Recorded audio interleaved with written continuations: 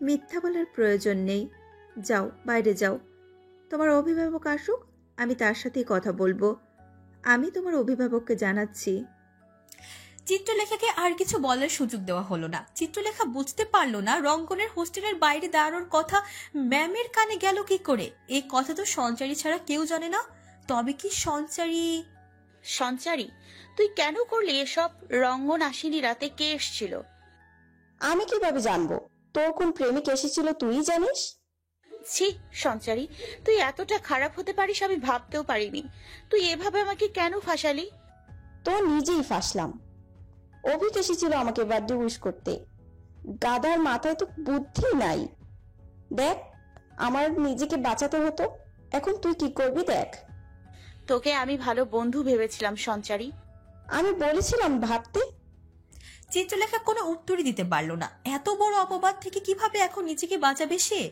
সঞ্চারীর মুখ দেখে মনে হচ্ছে না সে মরে গেলেও নিজের দোষ স্বীকার করবে। চিত্রলেখার প্রচন্ড কান্না পাচ্ছে। সে এতটা দুর্বল কেন? পরিস্থিতিগুলো সবসময় তারই বিপরীতে কেন যায়? অর্ণবের কানে গেলে চিত্রলেখা কি করবে? সে কিভাবে নিজেকে সঠিক প্রমাণ করবে? মিস্টার অর্ণব, আপনার বোনের সম্পর্কে যা যা শুনেছিলাম সব তো বললাম। বয়সটা তো ভালো নয়। এখন বরং ওকে কিছুদিন বাড়িতেই রাখুন। হোস্টেলের রুলস অমান্য করাটা উপেক্ষা করতে পারি না। নেহাতিও ভালো স্টুডেন্ট না হলে হয়তো কলেজ থেকেও সাসপেন্ড করতাম। ওকে বাড়িতে নিয়ে যান। আচ্ছা ম্যাম, যা হয়েছে তার জন্য আমি দুঃখিত। সমস্যা নেই, ওকে ভালো মতো বোঝান। অল্প বয়স তো, ভুলের দিকে যেতে সময় লাগে না। আপনি আসতে পারেন। ধন্যবাদ। ধন্যবাদ ম্যাম, আপনাকেও। অর্ণব আঞ্জুমান নাহারির সাথে কথা বলে বাইরে গেল। চিত্রলেখার জিনিসপত্র গোছানোই ছিল। হোস্টেল ছাড়া নোটিশ সে আগেই পেয়েছে। সঞ্চারী তার সামনে আসেনি আর। চিত্রলেখার ইচ্ছে করছিল সঞ্চারীকে কষে একটা চর বসিয়ে দিতে। এত বড় বিশ্বাসঘাতকতা একজন মানুষ কি করে করতে পারে? চিত্রলেখা কতটা বিশ্বাস করেছিল তাকে। চল। অর্ণবের কণ্ঠে অভিমানের রেশ স্পষ্ট টের পেল চিত্রলেখা। চোখের জল বাদ মানতে চাইল না আর। তবুও নিজেকে সামলে অর্ণবের পিছু পিছু চলল। তার এখন কিছুই করার নেই। বাড়িতে পৌঁছে অর্ণব চিত্রলেখাকে নিজের ঘরে যেতে বলল। কলেজের ঘটনা কাউকে জানালো না অর্ণব। চিত্রলেখা একটা ভুল করে ফেলেছে। কথা বাড়ালে সে ভুল তো আর শুধরাবে না। অর্ণবের প্রচন্ড রাগ হলেও সে নিজেকে সামলানোর চেষ্টা করছে। চিত্রলেখাকে জিনিসপত্র সহ ঘরে ঢুকতে দেখলো অপর্ণাও। চিত্রলেখার আচমকা ফিরে আসা তার মনে খটকা সৃষ্টি করলো। চিত্রলেখাকে তো হোস্টেল থেকে ফেরার কথা নয়, নিশ্চয়ই কিছু একটা হয়েছে। অর্ণবও কিছু বলছে না। অপর্ণা ঠিক করলো চিত্রলেখার হোস্টেলে খোঁজ নিবে সময় করে। আপাতত চিত্রলেখার গতিবিধির উপর নজর রাখতে হবে। চিত্রলেখা ঘরে ঢুকে জিনিসপত্র বিছানার উপর রেখে মেঝেতে বসে পড়ল। এতক্ষণে জমে থাকা কষ্টগুলো কান্না হয়ে জড়ছে অনবরত। আচমকা মাথায় কারো হাতে স্পর্শ পেয়ে চিত্রলেখা মাথা তুলল। চোখ লাল হয়ে এসেছে তার। চিত্রলেখা এই রূপ সাথীর মনে ভয় ধরালো। এভাবে কাঁদছে কেন মেয়েটা? কি হয়েছে ওর? তুই এভাবে কাঁদছিস কেন লেখা? আর সব জিনিসপত্র নিয়ে এসেছিস মানে? তুই একেবারে বাড়িতে চলে এসেছিস, কাঁদছিস কেন তবে? ভাবি, আমার সাথে কেন এমন হয় ভাবি? আমার ধৈর্যের পরীক্ষা নিচ্ছে আল্লাহ। আর কত? আমি আর পারছি না ভাবি। আমার মৃত্যু হয় না কেন? সাথী চিত্রলেখার ঠোঁটে হাত চাপা দিল। এসব কথা কেন বলছে মেয়েটা? সাথী কিছুই বুঝতে পারছে না কি হয়েছে। চিত্রলেখাকে কোনো রকমে শান্ত করার চেষ্টা করলো সে। কাঁদতে কাঁদতে গলা বসে গেছে চিত্রলেখার। সাথী স্নেহময়ী হাতের স্পর্শে চিত্রলেখার ক্ষত খানিকটা কমলো। চিত্রলেখা ফোপাতে ফোপাতে সবটা বলল। কলেজে কি কি হয়েছে আর সঞ্চারী করার কাজটাও বলল সে। সাথী কি করবে বুঝতে না পেরে চিত্রলেখাকে বুকের সাথে লাগিয়ে সান্ত্বনা দিতে থাকলো। মেয়েটার জীবনে দুঃখগুলো শেষ হয় না কেন? এতটুকু বাচ্চা মেয়ে, তার জীবনে কেন এত কষ্ট বাড়ি বাড়ি ফিরে আসে? মায়ের মতো ভাগ্য নিয়ে জন্মেছে মেয়েটা। হুশ তাস করে সাথী। দরজার আড়ালে থাকাটা লাভজনক হলো অপর্ণার। ঘটনাটা ঠিকই জানতে পারলো। এতে অবশ্য তার লাভটাই বেশি হয়েছে। এ ঘটনা ঘুরিয়ে পেঁচিয়ে এলাকায় ছড়াতে পারলে তার এবং নওশাদের পথে আর কোনো বাধা থাকবে না। অপর্ণার ঠোঁটে হাসি ফুটে উঠল। চিত্রটাকে পথ থেকে সরানোর এর থেকে ভালো উপায় সে আর কখনো পাবে না। অপর্ণার ঠোঁটের হাসিটা লুকিয়ে একটা বাটি হাতে নিয়ে পাশের বাড়ির উদ্দেশ্যে রওনা দিল। পাশের বাড়িতে এক মধ্যবয়সী মহিলা থাকেন, রমনা নাম। মহিলার কাজই হচ্ছে এর বাড়ির খবর ওর বাড়িতে পৌঁছানো। নিকট ভবিষ্যতে কি হতে চলেছে তা স্পষ্ট দেখতে পাচ্ছে অপর্ণা। এখন আপাতত রমনাকে টোপকা গেলালেই তার কাজ সম্পন্ন। দেখো অর্ণব, আমি লেখার জন্য একটা পাত্র দেখেছি, ওকে বিয়ে দাও। এভাবে আমরা এলাকায় থাকবো কিভাবে? বিকেল থেকে 10-12 জন এসে রসালাপ করে গেছে চিত্রলেখার ঘটনা নিয়ে। আমরা বাড়ির মানুষ জানার আগে সমস্ত এলাকা জেনে বসে আছে যে চিত্রলেখা একটা ছেলেকে হোস্টেলে এনেছিল। এ কথা আরো 5 কান হলে কি হবে ভাবতে পারছো তুমি? অপর্ণার কথাগুলো কাকের ন্যায় বিরক্তিকর ডাকের ন্যায় শোনাচ্ছে, তবে কথার যৌক্তিকতা রয়েছে। চিত্রলেখার ওপর অর্ণবের রাগ যেন ক্রমশ বাড়ছে। সৎ হওয়া সত্ত্বেও নিজ বোন অপেক্ষা একটু কম যত্ন করেছিল? করেনি তো। হঠাৎ করে তার বোন এতটা কি করে বদলে গেল? অর্ণব একটা কঠোর সিদ্ধান্ত নিল। অপর্ণা, ছেলেকে আগামীকাল আসতে বলো। আমার পছন্দ হলে কালকে বিয়ে পড়াবো। ছেলের নম্বর দাও, আমি কথা বলবো। ছেলে তুমি চেনো, কথা বলতে হবে না, আমি জানিয়ে দিব। কাল দেখো। বেশ। লেখাকে কি জানাবো? ওর জানার প্রয়োজন নেই। অর্ণব ঘুমাতে গেল। অপর্ণা অর্ণবকে খেতে ডাকলো না আর। অর্ণবের না খাওয়া যা খাবার টেবিলে খানিকটা প্রভাব তো ফেলবেই। আজ আবার অনিক নেই বাড়িতে। সে থাকলে অবশ্য বিষয়টা জটিল হতো। বোনের প্রতি তার দরদ ইদানিং বেড়েছে। অনেক একটা ইন্টারভিউর জন্য ঢাকায় বন্ধুর বাসায় গেছে। তার ফিরতে কমপক্ষে 2 দিন তো লাগবেই। এ সুযোগে নওশাদের বিয়ের প্রস্তাবটা পাকাপোক্ত হয়ে গেলে আর চিন্তার বালাই নেই। নওশাদ লোকটা টাকার কুমির। একবার শুধু বিয়েটা হোক, অপর্ণার ঠোঁটের হাসি ক্রমশ প্রশস্ত হয়। চিত্রলেখার এখন ঘর থেকে বের অব্দি হতে পারবে না। বিকেল থেকে যত মহিলা এসে তার চর্চা করে গেছে, লাজ থাকলে এতক্ষণে গলায় দড়ি বেঁধে ফ্যানের সাথে ঝুলে পড়া উচিত। তবে সাথী বোধ হয় মেয়েটাকে একা ছাড়বে না আজ। আজ রূপসাও চিত্রলেখার কাছে যায়নি। সেও ফুপুর কাছে যেতে ভয় পাচ্ছে। বিষয়টা বেশ মজা লাগছে অপর্ণার। কূটপতি থাকলে আসলে দুনিয়া যেতে যায়। লেখা একটু খেয়ে নে। খাওয়ার মতো জায়গা অবশিষ্ট নেই ভেতরে ভাবি। আরো শখ আছে সহ্য করার। আমি নিশ্চিত এই কাজটা তার। একটা মহিলা কতটা নির্লজ্জ। ভাবি ছাড়ো, পরচর্চা করে কি লাভ? তোর মধ্যে কি কিছুই নাই লেখা? মানে সিরিয়াসলি, তুই যে ওই মহিলাকে প্রশ্রয় দিয়েছিলি তার ফল দেখতেছিস নাকি কানা হয়ে গেছিস? আল্লাহর ওপর ভরসা রাখো ভাবি, সময়টা তার ভালো চলতেছে। আমার সময় কি আসবে না? আল্লাহ ছাড় দেন কিন্তু ছেড়ে দেন না। আমার একটু সাহায্য প্রয়োজন ভাবি। এখন আমার কাছে আর কোনো পথ খোলা নেই। কি হয়েছে বল? ভাইয়া আমার ফোন নিয়ে নিয়েছে। আমার একবার রঙ্গনের সাথে কথা বলতে হবে ভাবি। আমি এখন ওকে এটুকু জানাতে চাই যে সে যদি আমার অপেক্ষা করতে পারে তবেই যেন আমার আশা করে। আমি এখন আমার স্বপ্নের সাথে আর প্রতারণা করতে পারবো না ভাবি। দেখ লেখা, তোকে কিছু কথা বলি। রঙ্গনের জন্ম লন্ডনে, যতদূর আমরা জানি। ফুপু হঠাৎ একদিন কাউকে না জানিয়ে ফুপার সাথে সেখানে পাড়ি জমান। বছর ঘুরে ফিরে আসেন রঙ্গনকে কোলে করে। যাওয়ার আগে আমরা এসবের কিছু জানতাম না। রঙ্গনের জন্মের সময়কার কোনো ঘটনাই আমরা জানি না। পরিবারের সবাই মুখে বিশ্বাস করে রঙ্গন আমার ফুপুর ছেলে, কিন্তু আদতে কেউ তা মানে না। তুই বুঝতে পারছিস আমি কি বলতে চাইছি? ভাবি, আমি রঙ্গনের মধ্যে নিজেকে দেখতে পাই। আমার শৈশবটা যেন ওর জীবনের প্রতিচ্ছবি। তবে এসব নিয়ে আমি কিছু বলবো না। আমায় একটু সময় দাও। যদি সঠিক সময় আসার পর তোমরা অমত জানাও, আমি এ সম্পর্কে আগাবো না। নে, আমার ফোন থেকে কল কর, কিন্তু সাবধান, ওই ডাইনিটা জানলে আবার কেলেঙ্কারি বাঁধাবে। চিত্রলেখা কিছু বলল না, চুপচাপ ফোনটা নিয়ে রঙ্গনের নম্বর ডায়াল করলো। মনে মনে খুব করে চাইলো রঙ্গনের নম্বরটা যেন খোলা থাকে। চিত্রলেখার মনের আশা পূরণ হলো না। রঙ্গনের নম্বর এখনো বন্ধ। চিত্রলেখার চোখ ছলছল করে উঠল। প্রয়োজনের সময়ে কাউকে পাশে না পাওয়ার যন্ত্রণাটা কি এমনই? রঙ্গনের উপর বিশাল অভিমান জন্মালো তার। রঙ্গনের নম্বর একটা টেক্সট করে রাখলো চিত্রলেখা। ফোন অন করা মাত্রই নম্বরে কল দিও। আমার নম্বরে কোনো কল বা মেসেজ করার দরকার নেই। অতঃপর ফোনটা সাথীকে ফেরত দিল সে। নম্বর বন্ধ। সকালে চেষ্টা করিস। তুই ঘুমা এখন। খেতে বললাম, খেলি না। তুমি যাও, আমি ঘুমাচ্ছি। তুই ঘুমা, আমি এখানেই থাকবো আজ। চিত্রলেখার কথা বাড়ালো না। সে বুঝতে পারছে তার ভাবি তাকে নিয়ে ভয় পাচ্ছে, কিন্তু এই ভয়টা অযৌক্তিক। সে এত সহজে মরে যাবে না। এখনো তো অনেক কিছু বাকি আছে। অনেককে তাদের জায়গা চেনাতে হবে। চিত্রলেখার চোখ বন্ধ করলো। ভাবি, সকাল সকাল এত রান্না বান্না, কেউ আসবে? তুই তাড়াতাড়ি গোসল করে তৈরি হ। মানে? সাথীকে বল তোকে রেডি করিয়ে দিতে। তোকে আজ দেখতে আসবে। আমাকে দেখতে আসবে? আমি তো জানি না কিছুই এসবের। তোর ভাইয়ের নিষেধ করেছে জানাতে। যা তৈরি হ তুই তাড়াতাড়ি। চিত্রলেখা কি পরিমাণ অসহ্য লাগছে সে ব্যক্তও করতে পারবে না। তার ভাই শেষমেশ এতটা অবিশ্বাস করলো তাকে। চিত্রলেখা সাথীর কাছে এসে বসলো। ভাবি, এসব কি হচ্ছে? আমিও সকালে উঠে জানলাম সংসে যে কিছুক্ষণ বসে থাকিস রিজেক্ট করে দিবিনি আমরা পরে। আমার মন কুডাচ্ছে ভাবি, প্রচন্ড ভয় হচ্ছে আমার।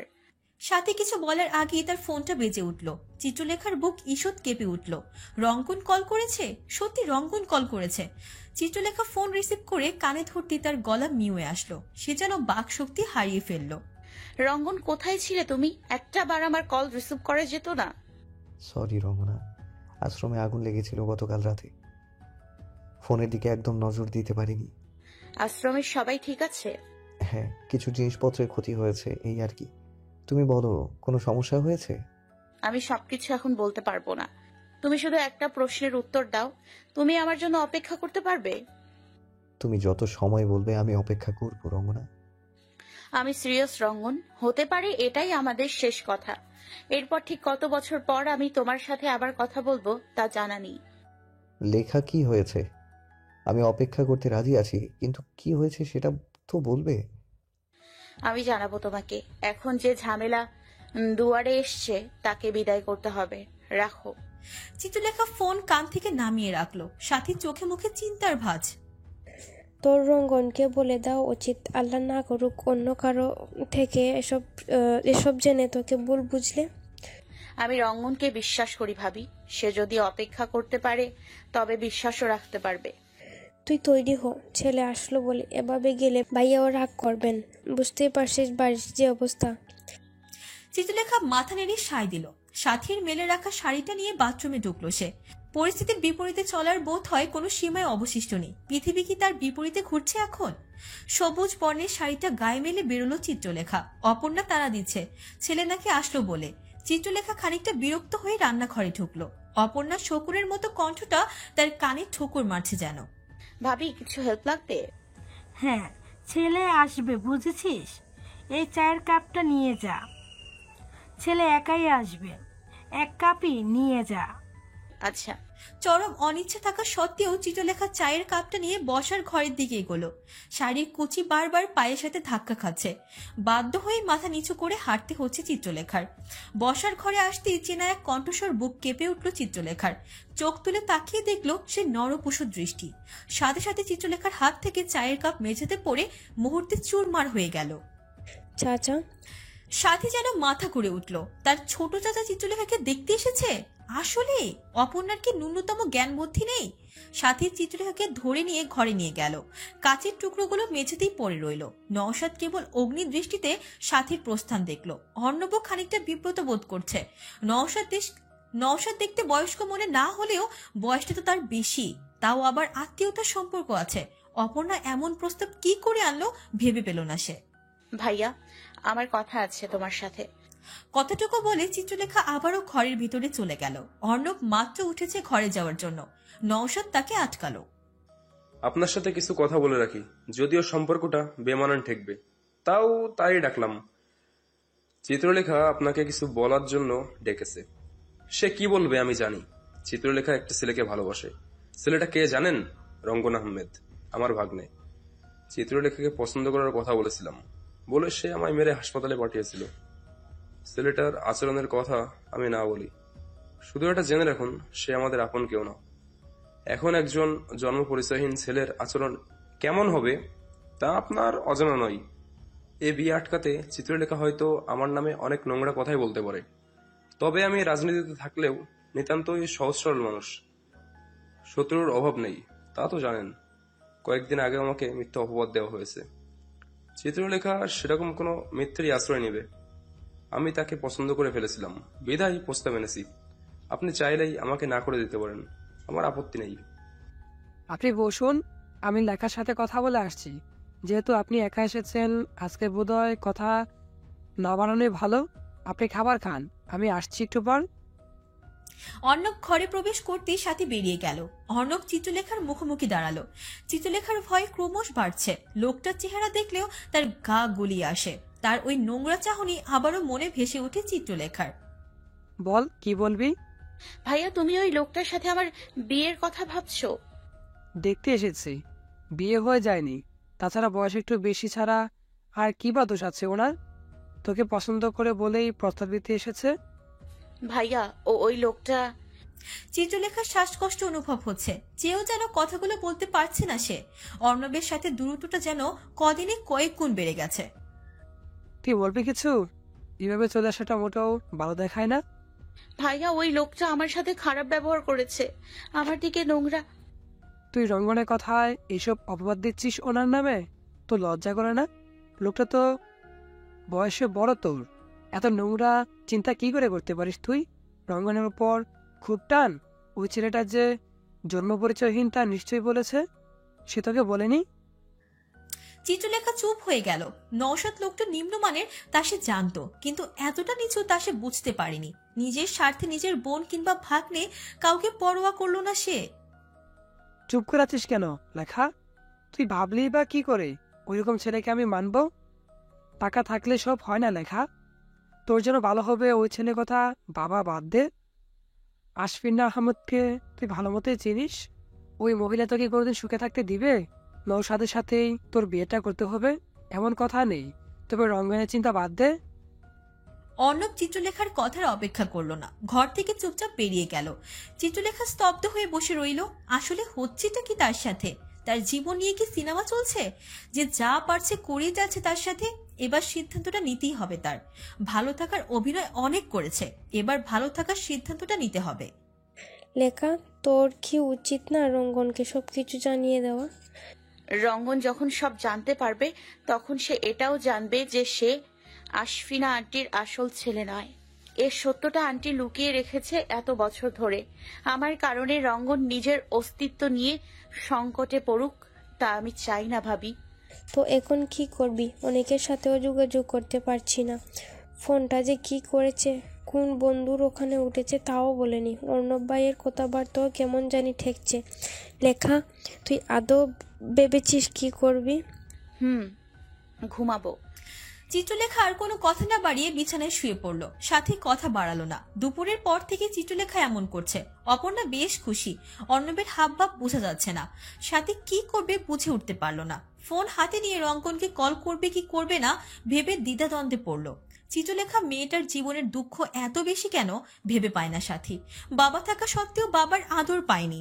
এক ভাইয়ের স্নেহ যখন পেয়েছে তখন অন্য ভাই মুখ ফিরিয়েছে।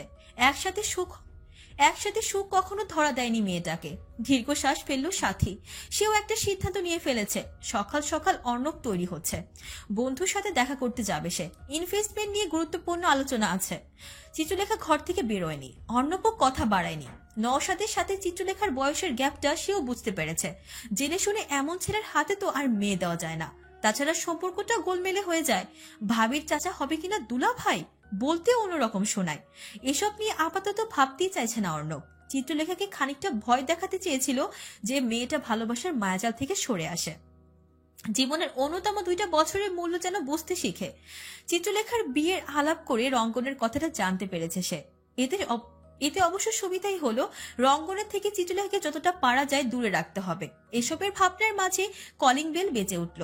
আশেপাশে কাউকে না দেখে অর্ণব নিজেই গেল দরজা খুলতে অপর পাশে রঙ্গনকে দেখে খানিকটা চমকালো সে। এত সকালে রঙ্গনকে নিজের বাড়ির সামনে মোটেও আশা করেনি সে। ভালোবাসা তবে এতটাও ঠুনকো নয় দুজনের। খানিকটা জটিলই বিষয়টা। আসসালামু আলাইকুম ভাইয়া, ভেতরে আসতে পারি? কি দরকার তোমার? এখানে কেন এসেছো? ভাইয়া, বাইরে দাঁড়িয়ে থেকে আলাপ করলে বিষয়টা ভালো দেখাবে না। ভেতরে এসো। রঙ্গন আর অপেক্ষা করতে পারলো না। জুতো পায়ে ঘরে ঢুকেই চোখ জোড়া যেন ব্যস্ত হয়ে পড়লো চিত্রলেখাকে খুঁজতে। বিষয়টা অর্ণবের নজর এড়ালো না। বসো, কি দরকার বলো। ভাইয়া, আমি চিত্রলেখার সাথে একটু দেখা করতে চাই। ওর সাথে কি দরকার তোমার? ভাইয়া, আমি ওকে ভালোবাসি। তো আমি বিয়ে করতে চাই ওকে। আপনার অনুমতি থাকলে। আমার অনুমতি নেই, তুমি আসতে পারো। কারণটা জানতে পারি? এতটা অযোগ্য বোধ হয় আমি নই। রঙ্গন। অর্ণব কিছু বলার আগেই চিত্রলেখা খানিকটা জড়িয়ে চেঁচিয়ে উঠল। রঙ্গন চাতক পাখির মতো সেদিকে তাকালো। চিত্রলেখার চোখ লাল, রঙ্গনের বুকের ভিতরে মোচড় দিয়ে উঠল। সে ভাবতো এসব যন্ত্রণা বোধহয় কাল্পনিক, তবে এ প্রথম সে অনুভব করলো অন্য কারো চোখের পানি তার বুকে যন্ত্রণা সৃষ্টি করেছে। চিত্রলেখা অর্ণবের মুখোমুখি দাঁড়িয়ে রঙ্গনকে কিছু বলার সাহস না হলেও সে বাধ্য আজ। অর্ণবকে না আটকালে সে অবশ্যই রঙ্গনের জন্ম পরিচয়ের কথা তুলবে, যা রঙ্গনকে কোনোভাবেই জানতে দেওয়া যাবে না। ভাইয়া, আমি রঙ্গনের সাথে একটু কথা বলতে চাই শেষবারের মতো। শেষবারের মতো বাক্যাংশটা রঙ্গনের কর্ণকুহরে কুৎসিত কোনো ঘন্টার আওয়াজে নেয় বিশ্রী শব্দের ঝংকার তুলল। চিত্রলেখা শেষবারের মতো বলতে কি বোঝাতে চাইল? চিত্রলেখা কি বিয়েতে রাজি? রঙ্গনের ব্যাকুলতা যেন ক্ষণিকে বেড়ে গেল আকাশ সম।